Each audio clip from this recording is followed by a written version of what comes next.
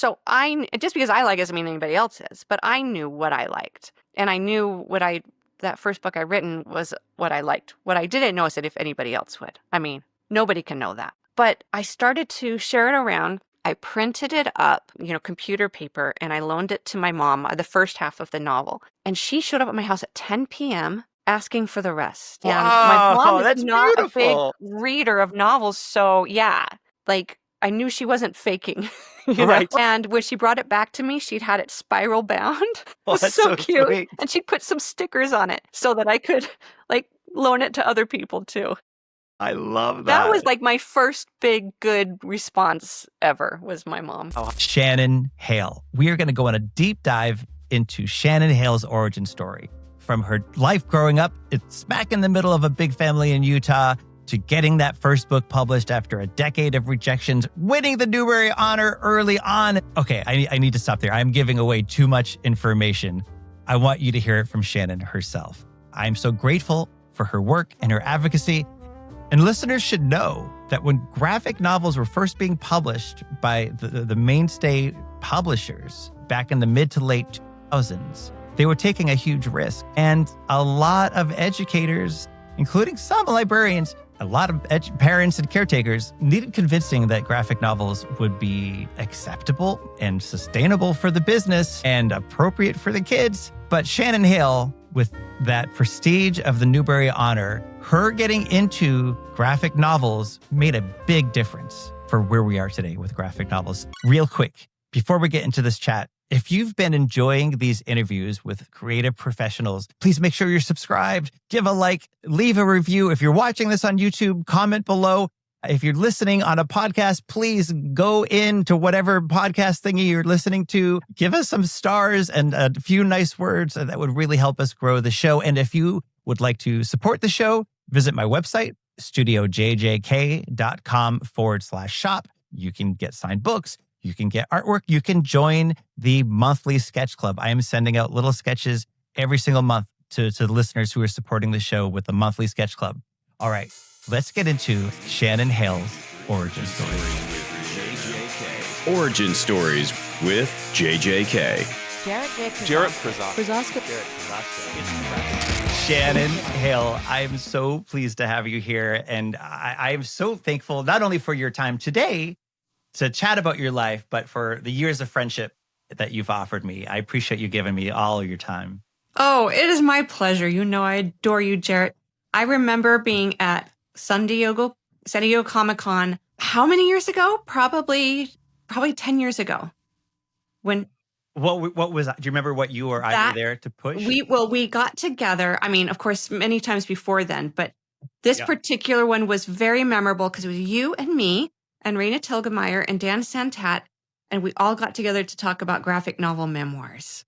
And what that would be like. And you and I were in the midst of writing, and Dan was as well. Yes. And of course, Raina had the experience, and we talked about how do you contend with family, the real people, which actually that dovetails really nicely into my lead question for you, which is, what was your world like when you were a kid? I mean, your readers will know a little bit of it, having read Real Friends series. But tell us a little bit about, what was your reality when you were a kid? Where in the world were you? What was your house like? And I do know you were smack in the middle of a pretty big family, right? I was, yeah. I'm middle of 5, and I was born in Salt Lake City, Utah. And we lived in a little, tiny house at first where there was 2 bedrooms, my parents' bedroom and then the kids' bedroom. And then when my younger sister was born, they walled off a porch to move my 2 older sisters into that. And then I shared a little room with the baby sister. And, it was just your world. You didn't know, it was great. It was cozy. It was wonderful. I was a very simultaneously big imagination, playful kind of kid, and also a very anxious kid, eager to please, very concerned about people not being happy with me, big worries, big imagination. We moved to a new house when I was 5 that was bigger. I started sleeping in a bunk bed with my younger sister, and then eventually got my own room. So that was the pretty big news.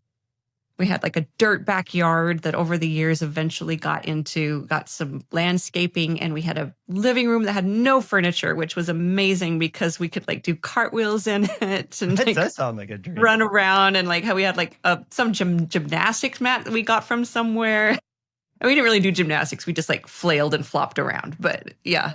I love that. And did your parents keep like book or encourage art? Like what was the relationship for you and literature when you were growing up? I was the oddball for sure. So my dad is a medical doctor. My mom was a stay-at-home mom. And I remember I just loved stories. So I was making up stories in terms of, before I could read, in terms of games, like imagination games. And it was interesting. I found my best friend from when I was writing Real Friends from elementary school, and I took her out to lunch because I really wanted to, memory is tricky. And I wanted just to ask her, what do you remember of elementary school? And what do you remember of me? And her memory of me was big and loud and energetic and full of stories and the best pretend games. And I see that, and that was true. But her impression of me was not also angsty and troubled and so sensitive and crying a lot. And because, that was my memory of childhood as well, those two things clashing. But once I got my books from the library at school. We didn't have a lot of books except for religious books at home. And so my librarian, Mrs. Hodkin, was the best. And she kept hooking me up with fantasy series. And I can see my elementary school library shelves exactly like where I spent the most time was the A's and the MC's. And I just read all of those. And I remember my older sister, when she was in 5th grade, telling me, yeah, I used to like to read too, but you grow out of it as you get bigger. Oh, no. And I was like, something stubborn in me was like, I refuse. I will not grow out of it. And I never did. But yeah, my family, some of my siblings and parents, they read, but no one was quite like me.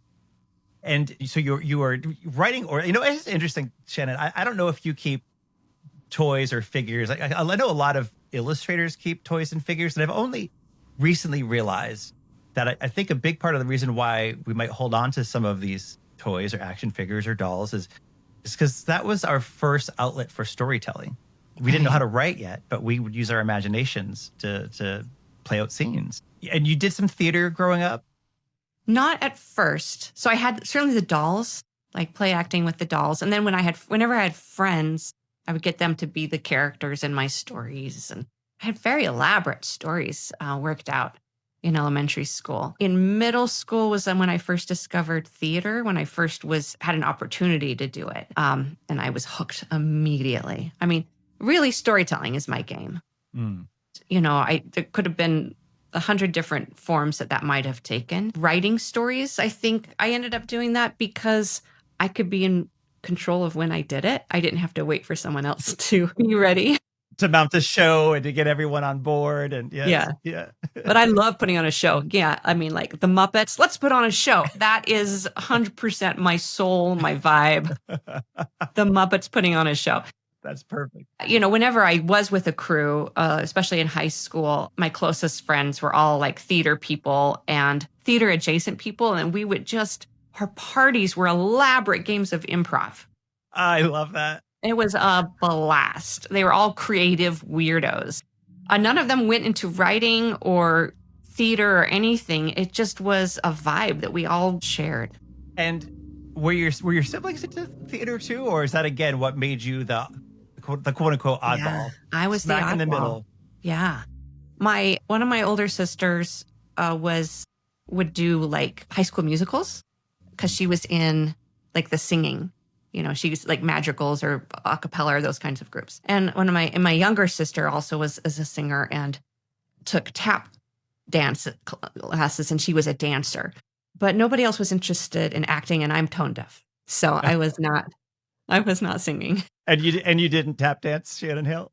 I actually did. I took some tap dancing. I'm not a great dancer of any sort, but I enjoy it. I think dance is very joyful.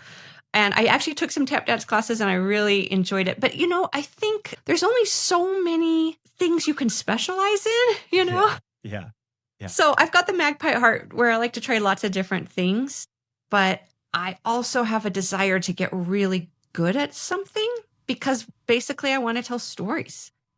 I had, it's so hard to get good at manipulating words into telling stories that like I did reach a point when I was 19. I had a real dark night of the soul where I was realizing I can't do everything I want. And I kind of like weighed and measured all of the things that I loved and decided what's the one thing I couldn't do without.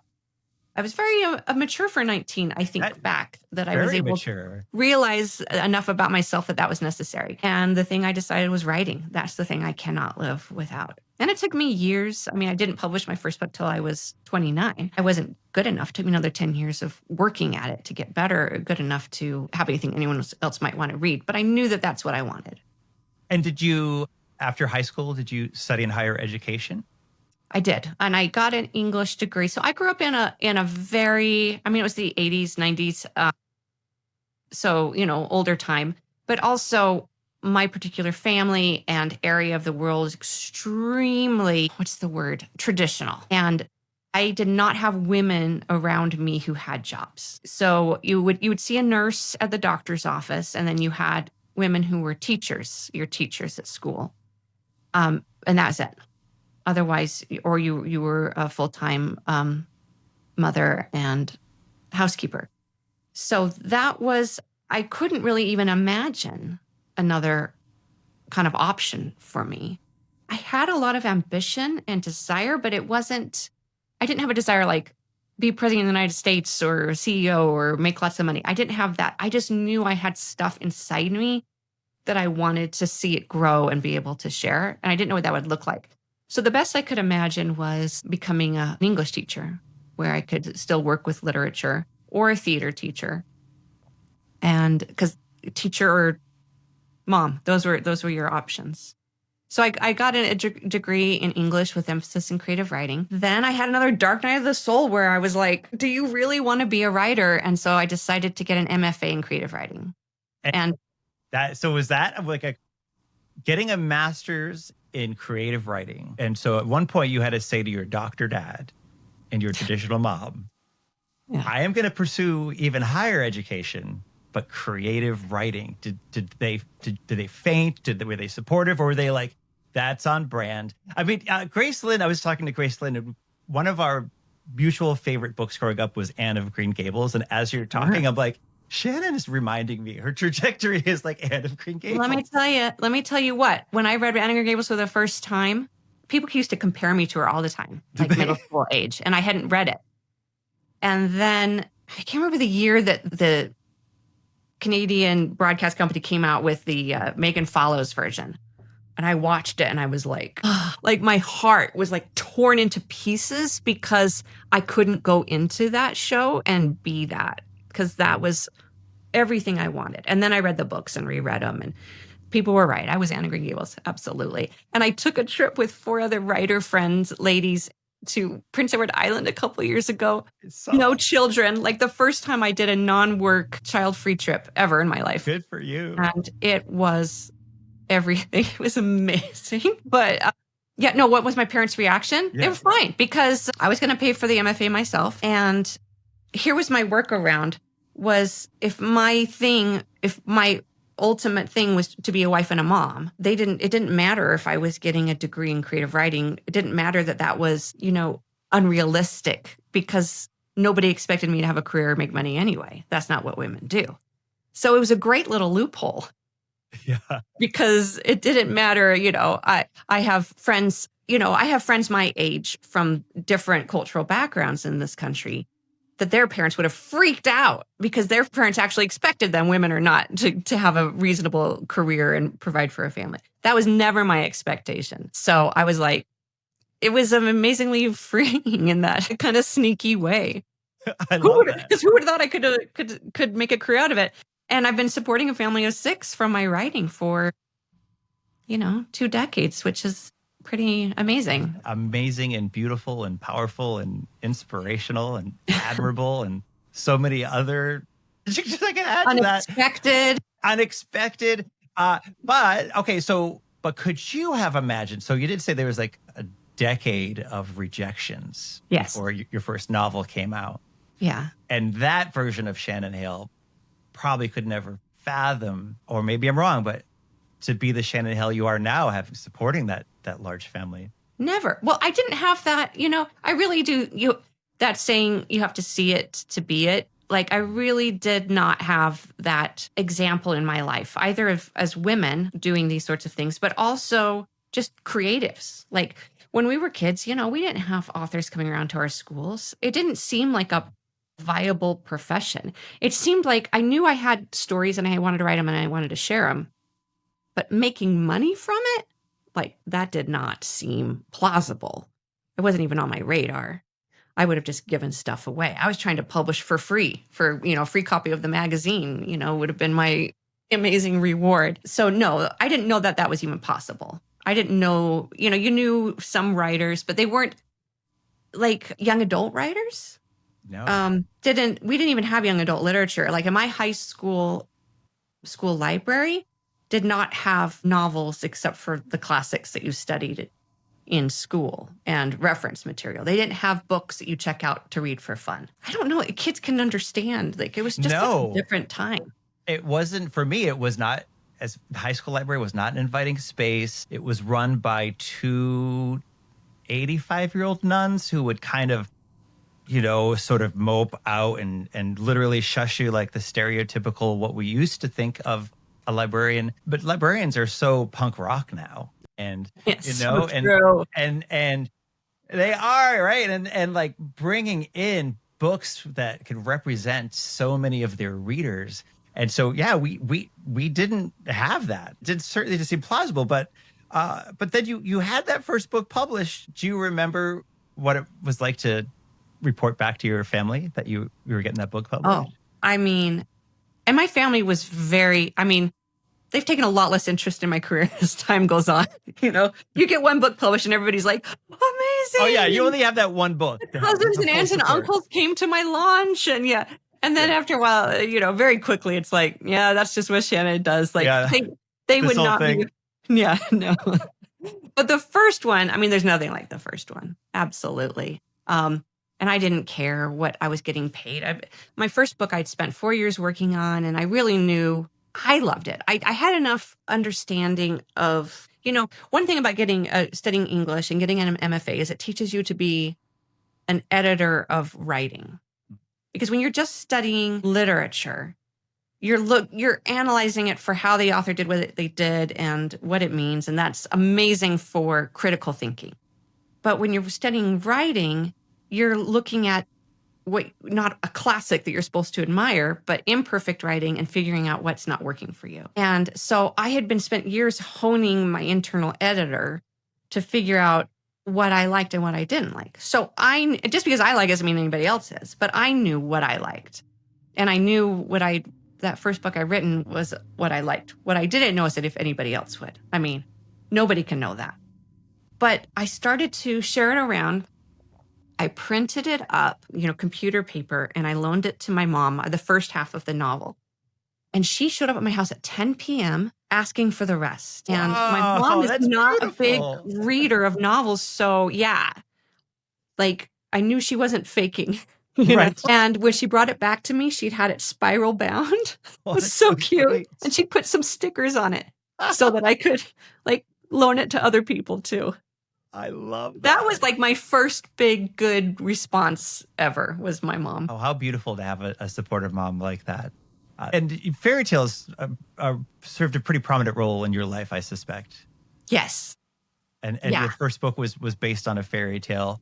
And then very early on in your career, you won the prestigious Newbery honor. Was that your second, third? My third. And I'm publishing my 50th book this year. So to have number 3 right out of the gate, that unexpected, again, is the word there. It was, once you get that designation, you are forever. It's like an above the name title, right? A designation. And, before we get on to chat, and I was reflecting and thinking about our friendship over the years and your career. And I realized, Shannon Hale doesn't get enough credit for the fact that she was a Newbery Honor winning author, not an illustrator. And you published a graphic novel when graphic novels were still very new. Yes. So what made you decide to come slumming it in the streets with us cartoon kids? Oh, so my first book came out in 2003. And by 2004, I was trying to sell graphic novels. And you couldn't, every time you said graphic novel, you would explain to people what it was. And I have to say that graphic means with pictures, not with extreme violence. Like every time for 10 years. I first went to DC and Marvel to try to pitch to them. So what happened was my husband is a reader because of comics. And yes, my husband, Dean, who I co-write with a lot. And he was just lamenting that, when he was a kid, he could take his allowance and to the corner 7-Eleven and buy a comic from the spinner rack. And that didn't exist anymore. Comics were primarily only sold in comic book shops. And if kids didn't have access to one, they just didn't have access to comics. And my first book was a big, thick fantasy novel. And I was just meeting so many kids where there'd be one kid, there would be a parent up there, and like one kid's super excited and loves the book. And then there's another sibling off to the side. And I was like, what does this kid like to read? And the parent would kind of whisper, she's not really a reader. And, my heart is like, no, every kid is a reader. What that means is she has not yet found the right book. And talking with my husband, I was like, so many kids I think are visual learners, and they open that fantasy book and this is just not right for them. Like, why aren't there? And the comic book publishers had stopped doing all ages comics at that time. It was really hard to find stuff. There was like Jeff Smith's Bone, which was really like broke boundaries, but it was really hard to find stuff. And librarians were bringing in manga and stocking the shelves, and it was just circulating like crazy. But there wasn't a lot else, as going on. When was Lunch Lady the first? 2009, but I initially pitched it in early 2005. Yeah. And we were out there, right? So many of us pitching stuff, and Mark Siegel bring First Second, and people trying to get this going because we could see the need. And we'd been those kids or knew those kids that were not reading at all because they didn't have the right books for them. It was a steep sale. So I love novels, but I'm so passionate about kids reading and finding the books right for them. So we pitched to DC and Marvel, and at that time they were not interested. And funny enough, fast forward 15 years. And they're begging you to write for one of their characters. We've worked with both of them, ongoing with DC, more stuff to come with them. But then I was just talking about it with my publisher at the time, Bloomsbury. And my editor was like, I'll do a graphic novel with you. And I was like, children's book publishers were not doing graphic novels. Like, I didn't know of a single one.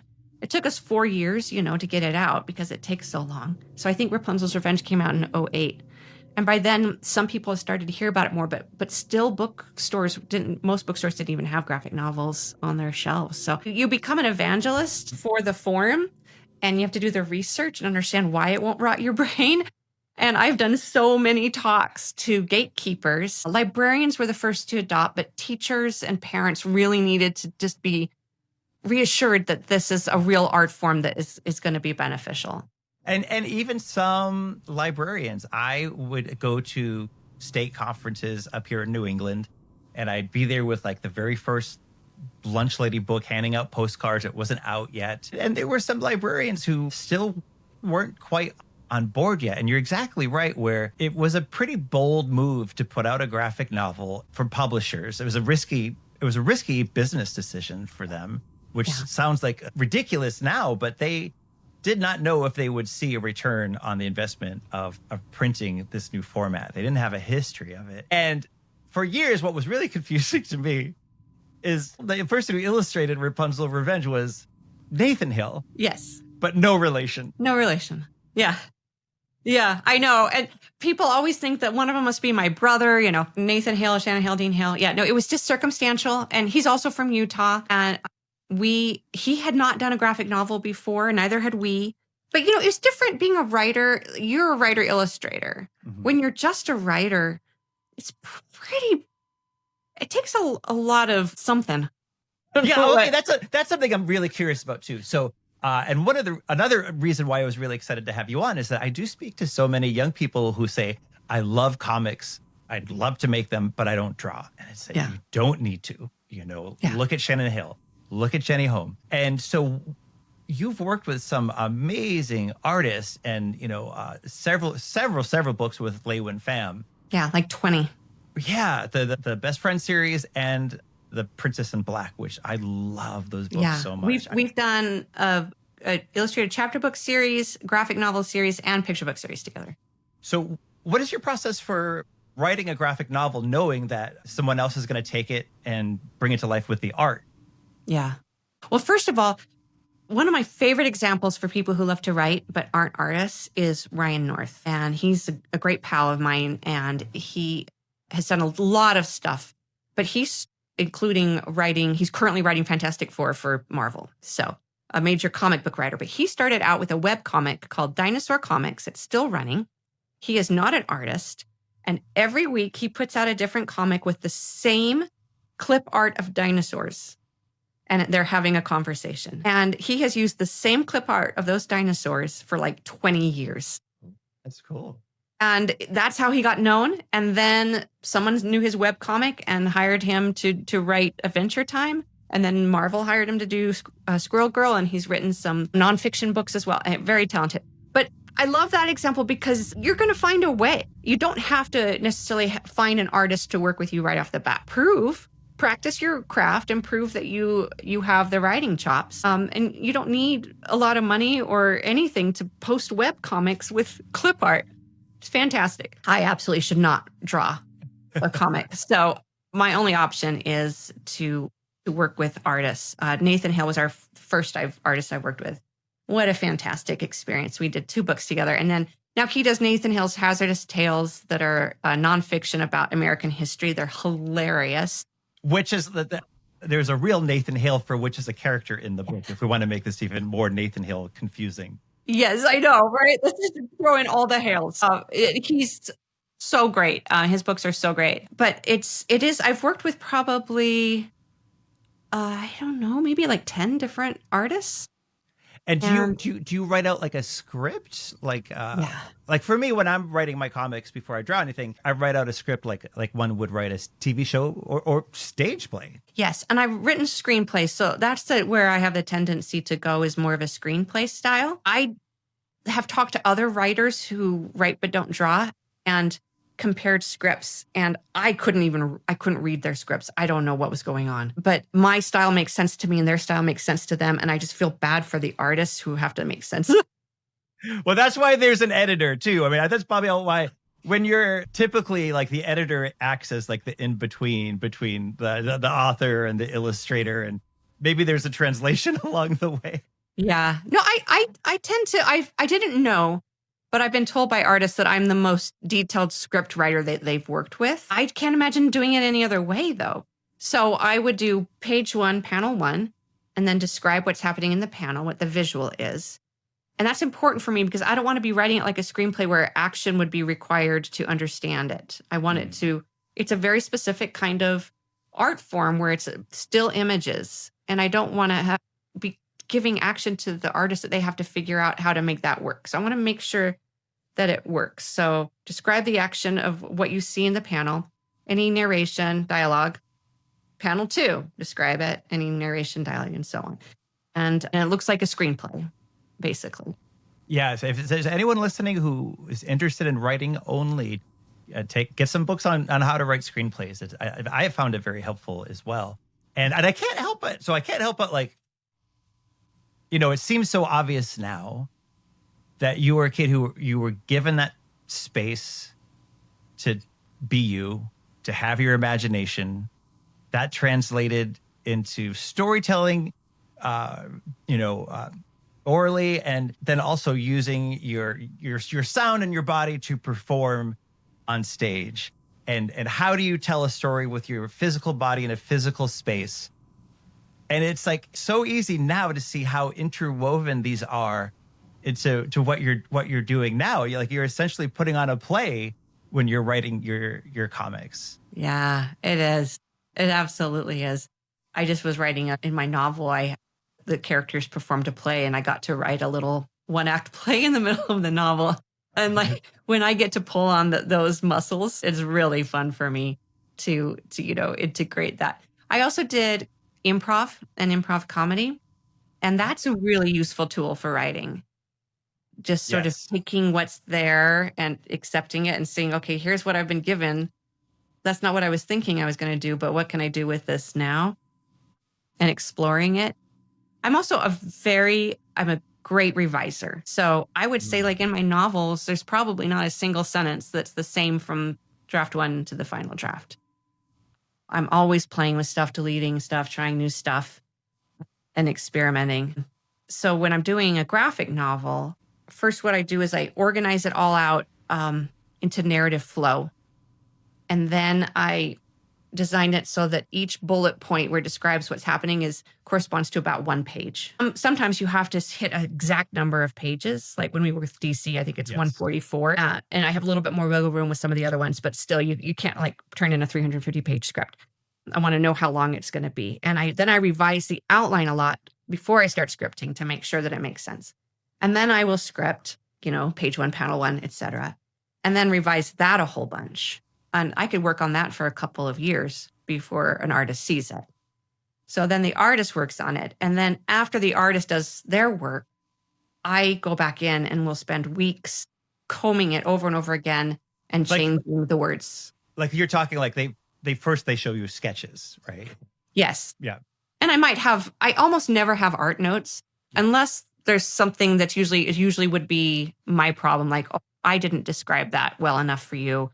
It's actually this person that's saying that. And, those very minor art notes, because it is a collaboration. It's not me trying to control the outcome. Yeah. You need to have room for the artist to express themselves. They're the co-storyteller.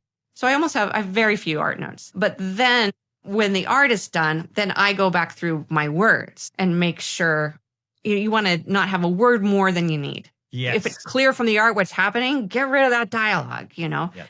And if it's not clear, then rather than make the artist redraw it, of course, just change the words, add some narration. I did have one book one time that didn't have any narration to begin with. And after we got the art, we were like, I think we need a narrator. We need a narrator. But you hit the nail on the head because I also go through that as well, where I've written the script. I've combed it over. I'm super happy with the script.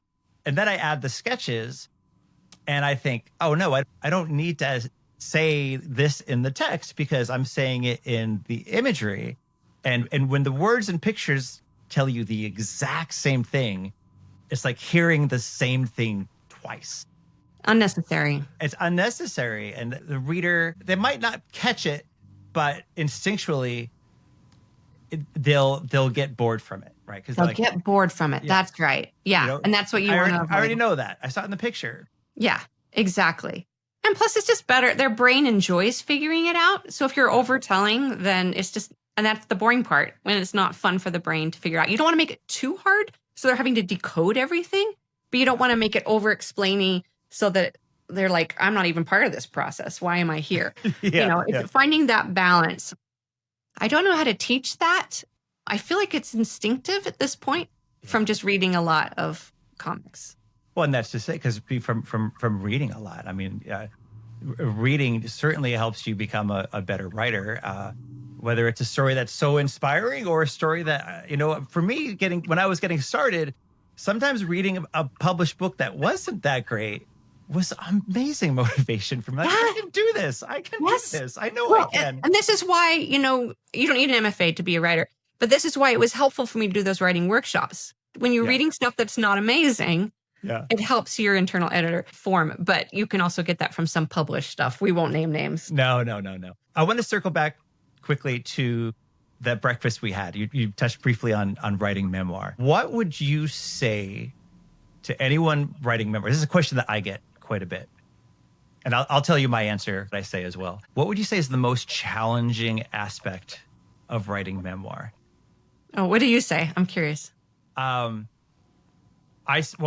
say reliving difficult memories that I could have just closed the door on and forgotten about them. Also, contending with the people that you are writing about. That's a question I get too sometimes, where a young person would say, I really want to write my story, but I don't want this person in the family to see it. And so I advise, well, you could give that to a piece of fiction. You could write it and just not show it to anybody.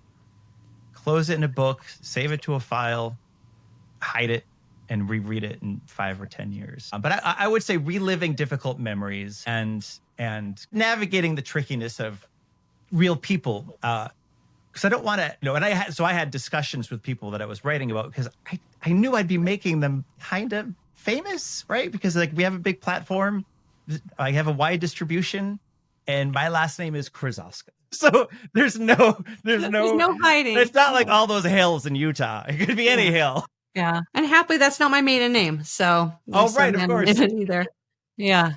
I agree with all of that. I did have a moment when I was writing it, when I was working on it, that there was somebody who's in it that was really upset that I was writing a memoir. And they hadn't read it. There wasn't a response to anything that was in there, but they were really upset and felt threatened by it, which I had not expected. I had not anticipated that. And I had a moment where I had to, a few days where I'm like just trying to decide, do I go through with this? Yeah. With the potential of hurting someone's feelings? And like I've signed a contract and I hadn't at that point. I could pull it out. At that point. I had spent many months working. It would have been a lot of lost work, but I could have pulled out. Sure. At that point. And so I had to really think about it. I thought they would be excited. So I was like, because it was not my intention to air dirty laundry, or my intention going into it was I didn't have like a super unique childhood. I'm not a historically significant person where I need to tell my story. And I didn't have, big things happen that are super unique to me. I think I had basically, the same kinds of up and downs that most kids have. So I was thinking about it just in terms of when you share your truth, it makes other people feel less alone. And I had an example in my own home of a kiddo who was a reader because of books like El Defo and Smile. And she really liked knowing that they were true stories and that these kids had gone through hard times too and struggles with big emotions and friends and all of that. And that there was, when you do a memoir, there's a baked-in happy ending no matter what.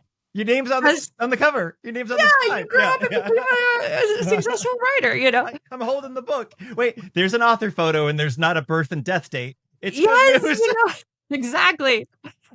So I was like, whoa, do I potentially, I felt like the people who would be upset once they read it might be okay, but I was like, I knew there's a potential of upsetting people. And then I kind of came to me that I was like, there's maybe hundreds of thousands, and actually it's turned out millions of kids who might benefit from this book and enjoy it. And there might be 5 adults who might be uncomfortable. And once I thought about it that way, I was like, the kids always win. So that kind of gave me the courage. I had never thought of that mentality before, but that's a powerful, powerful way to look at it. Because the person who looks the worst in the story is me. Oh, yeah. Like I'm the one being the most vulnerable here, If you're reading a memoir and the protagonist is just likable and a total hero, I'm not sure that's the full story. Yeah. I felt like of all of the characters, I, was liberally showing my faults and mistakes and all of that. So part of me didn't want to do a memoir because it is scary and it is vulnerable for myself in addition to anyone else that it might hurt. One thing I did do was change everybody's names. Mm-hmm. And even though with my family, people are going to know who my mom and dad and my siblings are. But still, it was just this acknowledgement of like, this is through the haze of my personal perception and memories, and I'm not going to get it right. Just to kind of acknowledge that. But I would say or just blame your illustrator. Lei Fam really sorry that she drew you like that. I know it looks exactly like you, but that's not you. What a hack. Yeah, exactly. But one other thing I would say is really challenging for me with memoir is that as a storyteller, as a fiction writer, when a scene's not working, I just delete it and write a new one. And in memoir, I can't just make stuff up. Yeah. Like it's a really challenging form because you have to tell the truth. And I was a real stickler for that. I think there's a lot of room in creative nonfiction. But for me, I felt uneasy making anything just up. So I really had every scene happened according to my own memory. Okay, something just came into my head, my brain here. It's writing memoir is kind of like you have 1,000-piece puzzle, but you can only use 300 of those pieces to make a beautiful picture. Yeah. And putting them together in such a way that's going to be an acceptable image. But you can't get new pieces. You only have those, and you can't use them all. Yes. I mean, one, it would be really boring. And in times it might be, disrespectful if you use certain pieces. You're like, well, like for me, I was like, is this my story to tell? Right. And, there's one instance where my aunt, who's like a sister, who's 11 years older than I am, she was a pregnant teenager, and that had a big impact on my life. But, full discussion, blessing, you're okay if I put this in here and I share what you had to deal with and everything. Yeah. I mean, look, even the Lunch Lady books was, they were inspired by my original Lunch Ladies. And fortunately, they loved it. Like they were autographing copies. Like, it meant so much to them that it was mentioned in their obituaries. Oh. They were the original inspirations. You have to handle writing about real stories with care, self-care, and care and respect for others. It's tricky. And I do want to say this too. You don't have to do it. No, you don't. Like, you don't have to. You write it for yourself, but especially for younger people, I don't know. Sometimes I see like 19, 20-year-olds writing memoirs and I'm like, I don't know. I feel like write it down, keep it, but give yourself some distance. It's not for everybody because it is a very vulnerable thing. And distance helps. Distance gives you a better understanding because, look, our job as authors is to understand the motivations of the protagonist and the antagonist. And it's different in a memoir. There's not maybe a clear antagonist, but the antagonist thinks they're the protagonist, right? So absolutely. So you have to think like, well, for me, if I had written my memoir when I was 20, it would have been very black and white. Yes. I'm angry at my mother for being addicted to heroin. And I became a dad. And the weird thing about becoming a parent is all of the adults that were in your life as kids are now human. And you're like, I don't know what I'm doing either. Yeah. And I was able to write a more honest, complicated version. So yeah, sometimes like you just need time. Like you said, and you don't need to write it. You write it. Or you write it, but you don't need to publish it. Right. Like no pressure. Write some fiction. Can I tell you a funny story about memoir? So when it was announced that I was writing a memoir and it was coming out, this kid from high school whom I sat next to, in a couple classes probably every year, he commented on the Facebook post of like, oh, what are you going to write about me? I can't wait to see, was I nice to you? It's like, you're not in it. You're not. It was like, I think I offended more people if they weren't in it. I'm not putting them in. Yes. Isn't that funny? Like you're so worried about who you're including. And then people are like, I want to be remembered, which makes sense. I was only in one panel. I thought we were tighter than that. But what they don't understand because they're not thinking as a writer is that you're not telling your whole life story and not telling the story of everybody who's important to you. You're picking those, 8 pieces or whatever, 20 pieces out of the 3,000. And you're figuring out what links them together. You're looking at it from a certain lens. What's thematically linked. You're not telling every event that there's so many things from my childhood that were very important to me and big deals that weren't in Real Friends because it wasn't part of that same story the particular story that I was telling.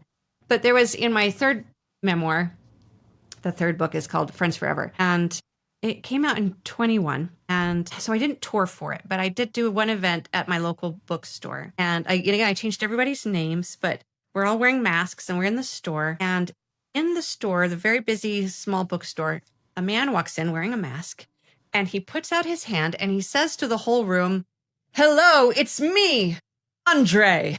And I was like, oh my gosh. And I said his real name and it was him.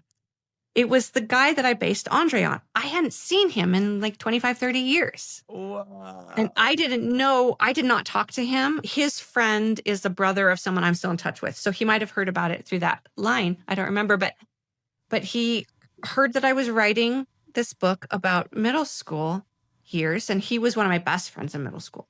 And he read it and he knew who he was. He absolutely could tell, even though the name was changed. And he said, we went to dinner with him afterwards with me and Lewin Pham. And he said, how did you get all my mannerisms right? Did you tell her how to draw my hand gestures? And I was like, no.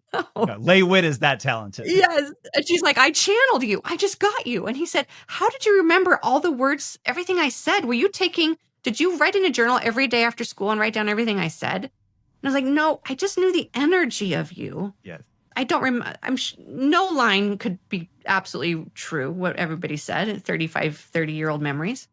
But I remembered the energy of you. And it was so flattering that he felt like we had captured him and told his true story and that he recognized himself. And so that was a really beautiful moment. He's one of the only people, most people that were in those books have never talked to me. I don't know if they know that they're in them. Mm. But that was a really nice experience that he was happy with it and felt represented. Especially while considering Lewin Pham didn't grow up with him like you did. And I didn't show her pictures. She just draws. I swear. You did not show any photos. No. And I tend not to, one thing I tend not to do is describe what people look like physically because I want to leave it up to the artist. And I don't really care what people look like physically. I have face blindness and I don't remember people's faces and it's not important to me what they look like. So she just drew them how she felt them. But there is something weird that happens when Wynn and I work together. It's like we were sharing a brain. Yeah. And I purposely mischaracterized how some people looked because I wanted them to look a little different. Like for a couple of characters, I didn't want them to be identified. So I assigned them like hair colors and stuff that were not theirs. And she drew them correctly anyway. Of course she did. How? I don't know. It's eerie. Remind me, you said the number at the start. How many books do you have published now? Like 50. Okay, so that next step is you're inching towards 60 and 100. Like what have you had recently that readers can catch? Well, we're always doing Princess in Black and which let me interject there. So if the listeners don't know, they are these wonderful fairy tale, like early chapter book at somewhere this beautiful space between a longer picture book and a smaller chapter book, beautifully illustrated by Lewin Pham. Yeah, gorgeous. And it's like this princess who has this secret identity called the Princess in Black, and she fights crime, and she has black mask and a black dress. And my daughters are teenagers, and it was a pillar of our reading experience in our childhood. Yeah. So that's so lovely. More Princess in Black for the rest of time, please. Yes. Well, if that's all I ever wrote, I would be a happy person. They're really important books to me. And part of it is just as a parent, like I at the time, I couldn't find books that bridged between picture books and early readers and chapter books. They jumped from 400 words to 15,000. And I was like, this is too much for some kids. So again, like with the graphic novels, my motivation was there are kids who would be readers if they have the right books, and I'm not seeing enough of this. Mm-hmm. Mercy Watson by Katie Camillo and Chris Van Dusen was our guiding star, that series for that. And Wynn and I continue to do itty bitty kitty corn picture books, which are just fun, pure joy. I was saying, like with Real Friends, my graphic novel memoir, I had so many stories that I didn't put into it. So I decided to write a fictional series. So much stuff from my childhood I put into Dream On is the new graphic novel illustrated by Marcela Cespedes. And this is the first of a series. It's just, talk about book of my heart. Sensitive kid, big emotions, friendship troubles, 1980s Utah. Yeah. And what a great dovetail into what we were talking earlier. Like you can give something to a piece of fiction. And also because sometimes with memoir, you're like, this doesn't belong in the book, but I really like this incident. Just gift it to a fictional character. Mm-hmm. Shannon Hale, it has been a joy to get to a deep dive into your history. I'm so appreciative of you. We are so lucky that you are operating in the world of children's books through through your work, through your advocacy, and I just really appreciate you, pal. I'm glad to have talked to you like this. Get to know you better. Right back at you, pal. Thanks for having me, and I hope we're friends for another 20 years. Forever, yes. 20. Wait. Oh, I'm doing the math in my brain. Well, I'm 51, so I'll be 71. I'm still gonna be. I'll come visit you in the home. See you soon. Take care. Bye. Well, thank you for listening. Again, I am Jarrett J. Krzyzowska. Please find me across social media at Studio JJK. Please leave a review, rate the show. I hope you're subscribing. And if you would like to support the show, please visit studiojjk.com/shop.